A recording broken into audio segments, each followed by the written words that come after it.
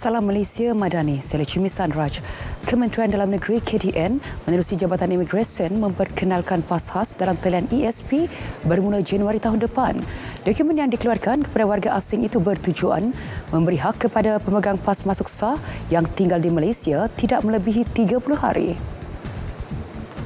Menurut Menteri Dalam Negeri Datuk Seri Saifuddin Nasution Ismail, inisiatif tersebut berdasarkan Peraturan 14 Peraturan Imigresen 1963. ESP merupakan platform permohonan pas khas secara dalam talian yang menguruskan keberadaan pemegang pas lawatan sosial jangka panjang dan pas lawatan ikhtisas.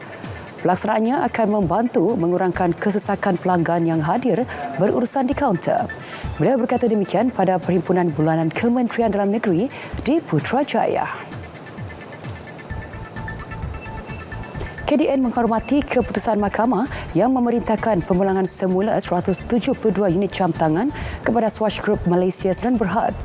Menurut Menteri Dalam Negeri, beliau akan mendapatkan maklumat lengkap berkenaan keputusan tersebut.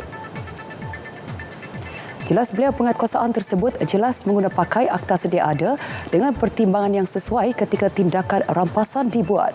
Sebarang keputusan yang berkaitan tindakan yang dicabar adalah tertakluk kepada kuasa mahkamah.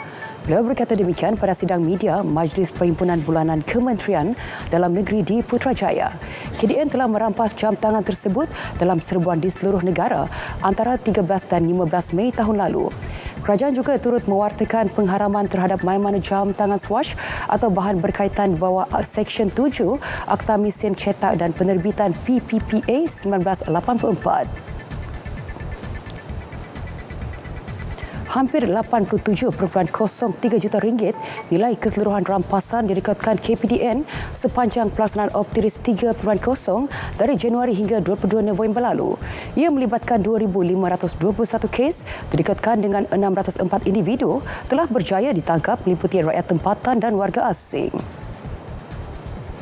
Menterinya, Datuk Armizan Muhammad Ali memaklumkan sepanjang operasi itu sebanyak 39,069 pemeriksaan dilaksanakan di seluruh negara.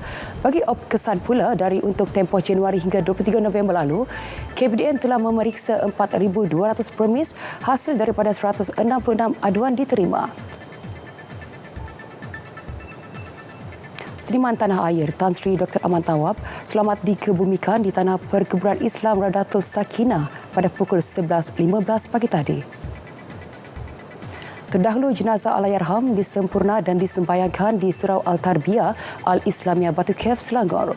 Lebih 200 orang mengiringi perjalanan terakhir Allahyarham, terdiri ahli keluarga dan rakan-rakan seperjuangan dalam industri muzik.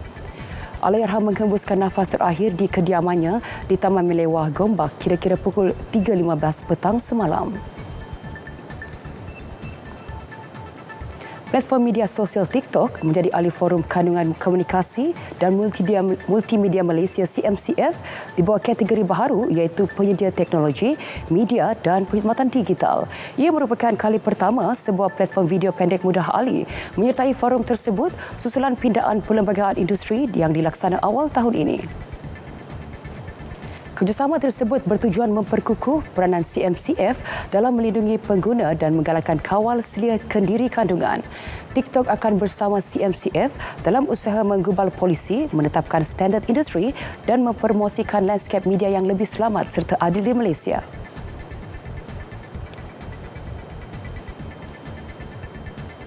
CMCF juga mengalu-alukan penyertaan platform digital lain dalam organisasi tersebut. Ini bagi memastikan dasar kandungan sejajar dengan amalan terbaik antarabangsa selain melindungi kepentingan pengguna di negara ini. Sekian berita semasa dari Sungai ke Segara, Palestin pasti merdeka. Salam Malaysia Madani.